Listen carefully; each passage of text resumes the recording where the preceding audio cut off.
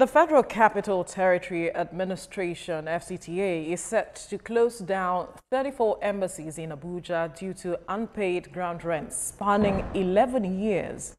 The embassies, including those of Ghana, Thailand, Côte d'Ivoire, Russia, and the Philippines, are among the affected properties.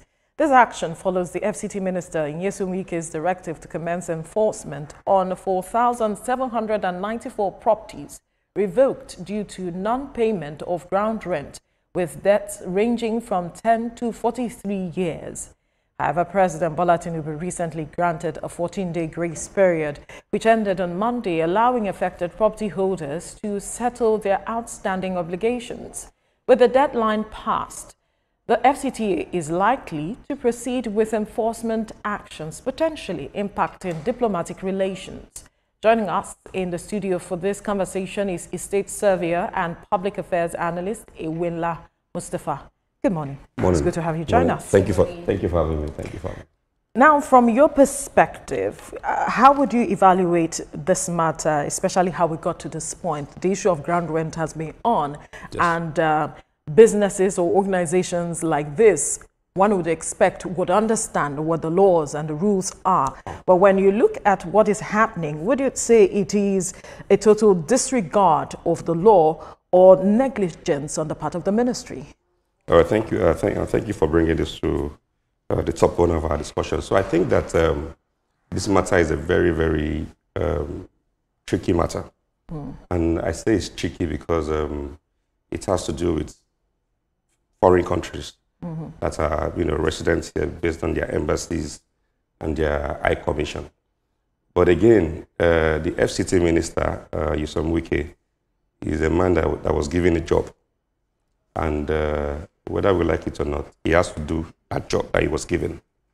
But also, we must be very careful, very, very careful to look at the legality of this particular matter with the embassies and the high commissions. The last time I checked, we have about 58 high commissions and embassy in Abuja. And here we have 34 of them on that list. Even though some of them have come out to say that they are not aware that they are owing.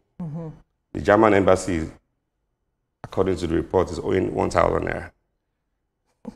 Iraq, 1,000 naira. Okay. Ireland is owing 550 naira. Iraq is owing 500 naira. So let me now tell you, I see that there's an error in that list, to be honest. Yeah. For an embassy to owe 500 naira, is saying that, that's why they talk, even the Russian embassy has said that. If you were owing, you must have those letters, we will have paid. And again, if you look at the computation of payment of ground rent, it is usually 0.5 to 2% of the market value of your property. So please, how many percentage is 500 naira? I don't understand. So I think that there's an administrative error somewhere. And again, if we must also talk about this, we must also, still talking about the legality, we must also talk about the Vienna Convention. The Vienna Convention on Diplomatic Relations of 1961 states clearly, Article 22, Article 23 is clear that,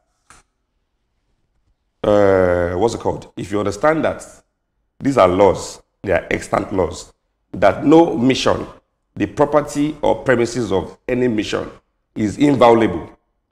It is untouchable. You can't go near them. Article 22, the same paragraph 3, states that the properties, the furnitures, even their mode of transportation cannot be touched. You cannot even stop them for search. These are the laws that have been in existence in 1961. Right. And we must also understand that if you go or violate that law, you are going to create a diplomatic problem. I saw a comment by Femi Falana on SAN earlier this morning, and it was just saying my mind. Because we must understand that Nigeria also have embassies in all these countries. In all those countries, yes. And we must be careful of not setting a bad precedent. So if the FCTA is not sure that, if the record is not up to date, because if the embassies have come out to say that they are not owing, and the FCTA is saying that they are owing, there's a conflict somewhere. Yeah. Absolutely.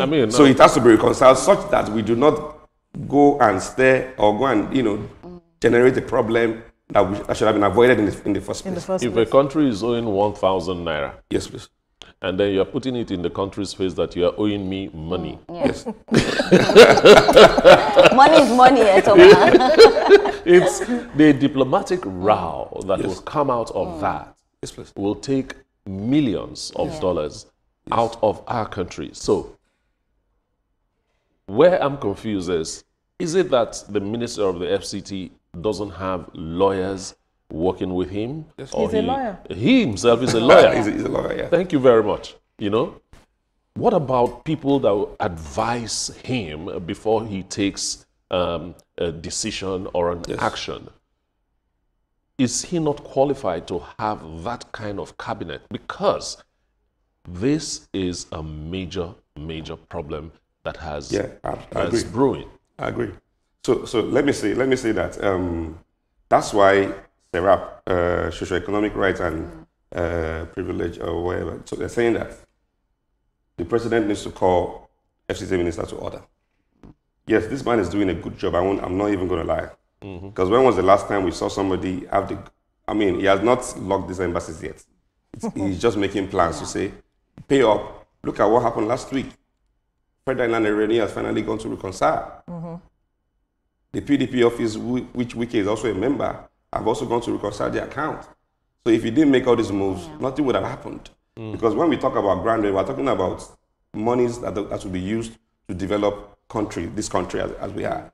Sorry, let me continue there. For the PDP and the FIRS, yes, please. The figures I saw were quite big lump sum. Yes, please. How do we reconcile that with 1,550? There must be a problem from the FCT. Yes, I agree. So I think that, like I said, I think that if you look at how ground rent is being calculated, it has to be 0.5 to 2% of the value of your property, depending on the location of your property. So if a property is worth 5 million, somebody is supposed to pay 0.5. That's about 25,000 there. So those properties in Abuja, in FCT, I'm not sure any of them, I'm not sure any of them is less than 200 to 100 million or more. So how can they be owing 500 naira? What percentage of the value of that property? So I think that there's something missing with the accounts department. Some zeros. So that's why those embassies have also come to say that we're not owing. If we're owing, we have a receipt. Even not to cut you short.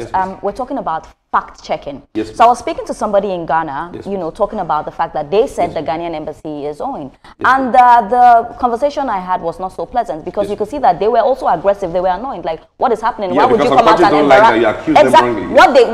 I'm not going to mention names, but what he said is that Nigeria is embarrassing us. So my problem is, how is this going to help diplomatic ties? If this follows through, that is my fear. Were they not fact checked before this came out, and you put the names of the embassies out? So that's exactly what happened. That's exactly what we saw last week when FCTA went to FIRS office to want to, enforce. And the FIRS is saying that we're not owing. Our records are there, even though we don't know how that played out eventually. But I mean, that's what I'm saying, that FCTA, I think that they need to go back to a drawing board. You have to be sure that you have all this record data so that you don't go and accuse people wrongly. Somebody who is not, I'll be very angry too if somebody comes to me and say, I'm owing, when I know that I have my receipts clearly that I have paid. Particularly when you start seeing figures like 1,000 naira, German embassy, 1,000 naira. That's not possible. What percentage of their, of the property value is that? So I think that there's something needs to happen. FCTA and the guys over there need to understand that they have to have their figures correctly. You don't go after people who are not owing and say that they're owing, because some countries don't joke with issues like this. Because image is involved, and you're kind of defaming them, so to say. So I think that we must understand that, again, that does not mean that we're underplaying the place of ground rent. Ground rent is a law. Absolutely. According to Section 10B of an Land Use Act of 1978, every property owner must pay ground rent. That's the annual levy you pay to the government for the use of the land. And that's why what the government gives you yearly is a certificate of occupancy. Certificate to occupy the place for 99 years. Not to own the place forever. Not to own the place in perpetuity, if you know what I mean. So it's about understanding these laws and understanding that you must comply and pay as a person or as a landowner, whether you like it or not. Okay. In Lagos State, in Lagos State as we speak, our last week conversation, I got different phone calls. Yeah. The issue of ground rent is there. The issue of land use charge is there. Do you know that there are properties in Lagos State that pay ground rent and still pay land use charge at the same time? And that's an issue of double taxation. What's the difference? What's the difference? That's an issue of double taxation. People pay ground rent to the federal government and still pay Lagos rate. So you are paying rent to two landlords. So it's confusing. So the government has to come out and tell us why is that? Why that is happening? Because for property, somebody who has property in Festac now, some people in Festac are paying ground rent to federal government. They are paying Lagos State land use charge. So it's confusing. But perhaps generating, they all want to generate tax monies as it is, because right now, what different levels of government just want to generate monies, and so tax here and there. But how that is affecting businesses is also another matter that needs to be addressed. I agree, absolutely. But I'm wondering how this matter can be addressed in such a way that our image also is not tarnished. The image that the Minister of the FCTA, Nyesom Wike, has been trying to build over time that he came into office is also not tarnished or dragged in the mud. And also our relationship with these countries. From your perspective, yes, we need to look back at our records, but how do we address it critically and perhaps put structures in place that ensures transparency, accountability at the end of the day? So some of our follow-up from our discussion last week was very clear. The government needs to do a lot of advocacy on the issue of ground rent. The government also needs to let people know that these monies are put to good use. One of the issues why people don't pay ground rent or don't like to pay associate payments in Nigeria is because people feel that government don't put the monies to good use. So imagine that we have good roads everywhere. Imagine that we have infrastructures. Then people can begin to see what these monies are used for. So it's about accountability on the part of the government. And some people, like we said last week, some people do not even know that there's anything called ground rent. Some people have never heard what is called land use charge in their life. So the government needs to do a lot of advocacy to let people know that when you buy a property, you are not the owner for life. You have a duty to understand that every land in the state, according to Section 1 of the Land Use Act, is vested in the hand of the governor of that state. So what the governor now gives you is a leasehold interest for 99 years. And after 99 years, which was 1978, from then till now, it's just about 47 years. So what now happens after then is that it's going to be a sort of regularization or renewal of that lease. That's what will happen after that. So because that time has not happened yet, it doesn't mean that it will happen. So what we now need to do as a people is to know that we must pay our ground rent. Before now, it used to be, in Lagos State, it used to be tenement rates. But tenement rate improvement charge was now embedded into land use charge, if you know what I mean. So that's what we should know as a people. So I think the government just needs to go out with, in terms of information, in terms of making people understand what these monies are used for. But before, transparency. Let me come in there the aspect of transparency, please hang on, because you didn't address that aspect, because there are concerns about corruption also happening underground. How do we also address that? So, well, the issue of corruption is a matter that we must also talk about. And I agree that there could be some corruption here and there. But whether we like it or not, we must not build on that. Why not? No, and why I'm saying that is, so if you want to accuse or want to say that those monies are not put to good use, that means you're saying that some elements are diverting the fund. But we don't have all that fact, so we must not build on that. But yes, Nigeria is a country that is getting better by the day. I must say this, and why I'm saying that is, when Nyesom Wike assumed office, we've seen the bold moves he's making. I was in Abuja a few months ago. I saw what has happened.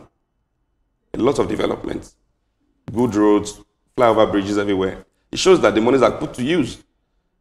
You understand what I mean? So whether some elements are diverting funds or not, or are not putting these monies to good use, is a topic of discussion that we can always continue. You know, but at the end of the day, the ICC is going to be, you know, brought out today. They are commissioning the ICC today. So we see the good works that is happening in Abuja. We cannot say we do not see it. But there have been debates on social media. People are saying that, they said that some of these embassies are owing for 14 years. Yes. And people are saying that, why do they have to wait so long before they come out and say you are owing? Like, if the person is owing 1 year, why don't you talk to the person? Why do you wait 14 years before you talk to the person? And going back to the embassies, how are we able to redeem what has happened? Because now some of those countries, I'm telling you from conversations I've had, some of these countries are not happy. So how, moving forward, how are we going to redeem if they are actually not really owing and their names have been put out? So I think that, first of all, again, I said it last week, we should not have to wait for 14 years, 10 years, 30 years to enforce. Enforcement should take place almost immediately. If somebody has defaulted for 1 year, 2 years, enforce. So the act of waiting for 10 years, 40 years, and not, you know, is what has gotten us to this point. I said it, we've had several ministers in Abuja who didn't take action. The former minister before Wike, Musa Bello, was there for 8 years. He did not do anything. We've had previous ministers too who didn't do it. So it only took somebody who has courage, like Wike, to make this move, and that's why these things are coming to light. We would not have known that. We would not have known that PDP had a council to reconcile. We would not have known that a certain embassy, I think Indonesian embassy, is owing about 1.7 million. So we would not have known all these things. So we would have just been a normal thing that happens. People just come, ministers just come and go, and they don't do anything objective. But then again, how can we redeem the fact that some of the names, that some of the countries that we have called, some of those countries are not owing? So if the accounts are properly reconciled and it is established that they are not owing, I think the Ministry of Foreign Affairs or FCTA needs to put out an apology letter, to be honest, because I will not allow, as a person, I will not allow anybody rubbish me. It's like a bank coming out now to say I'm owing them. I mean, how? And I know I'm not owing any bank, and it's already in the public space. So they have to put out a letter of apology, and I think it has to be done. It has to be done in a way that they will understand that it was an error. I mean, we are human. We are prone to error.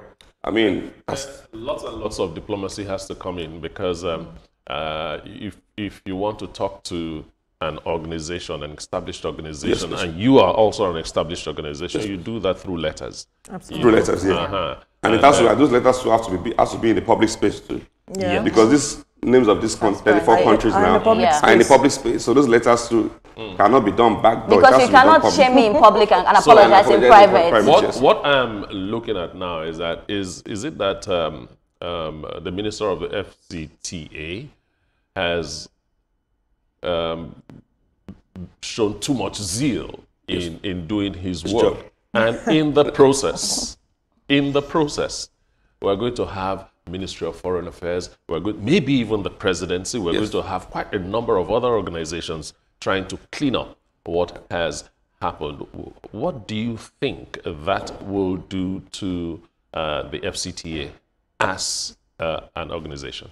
So I think that the FCTA, headed by Yusuf Wiki, I think that they need to tread carefully, to be honest. And why I'm saying that is that, according to the Vienna Convention, these laws were there before now. You have people working with you. I think that they should have told you that they should have been informed of the repercussions of these things before bringing out the list of these countries. One, the Vienna Convention, as I said earlier, is clear on diplomatic relations. Article 22 and 3, paragraph 1 and 3 has been clear. You do not go near public, missions, embassies, to want to confiscate them based on that law. It's a sort of immunity given to them. Same way we have that immunity in other countries too. I mean, there are embassies in other countries who have such immunity. It was jointly agreed. So if they are not owing and you come up to say that they are owing, you must come up with a concrete letter of fact and a concrete letter of apology. So I think the President Bola Ahmed Tinubu needs to intervene. Those embassies are not to be touched. And if anything happens and they are confiscated, there are going to be severe repercussions, and we don't want that to happen. I think they need to look critically into the books as well. But let's look at efficiency now, moving forward. From your perspective, what policy reforms or what kinds of reforms would you want to see to ensure efficiency in ground rent payments so that it will not be voluntary from these people? They wouldn't need to be forced or dragged, as we are seeing. Okay, so the issue of efficiency is very simple. I saw a comment from the spokesman of USOM Wiki, Legality, saying that it is difficult to know who has made payment. Really? Because let me just land. Because some of them pay through remitter and they pay online, and I was like, I find this very laughable. Yeah. Every landowner or every property owner has a payer ID. So if any money is paid through that payer ID, it should reflect on the account. So it's like I pay money to my bank account now, and the bank is telling me it's difficult to trace who paid that money. So it's just, I mean, we're in the 21st century. How can you say that? So I think so. Is that where the corruption falls in? So it's difficult to know who paid and who did not pay. So we have record, we have database, and that's what has caused a fundamental problem. Our database issue in this country is faulty. I've said it, if people are owing in other climes, the government is aware of the fact that you are owing, your employer is aware that you are owing, it will mess up with your credit score. But in this country, somebody is owing. So how can they address that? Because of time. Okay, so I think that we need to have a strong database, and I think that technology has really, done a lot of magic these days. So we must understand that these things can be done digitally, such that we have platforms where, as long as somebody pays, you see that on your system, and it immediately takes off that person's name from the list of debtors. But so that we don't start sending out wrong letters. Our time is up. Our time is up. Oh, okay, but just quickly moving forward, in terms of media, how can we advocate more for people to understand the importance of paying ground rent? Just quickly, because we're media is a very powerful tool. So advocacy about paying ground rent is very, very important. All right. It's just for us to tell people what these monies are used for. Pay your money. It's as simple as that. You don't have to be forced. I believe you don't have to be forced, you should know why. See what's going on now. It seems like they have to be dragged. I agree. But it should be simple. Pay your money if you have to pay. Pay your money. You know the law. Just pay your money. There's no need to be dragged. Mustafa Iwenla, estate surveyor, public affairs analyst. Thank you for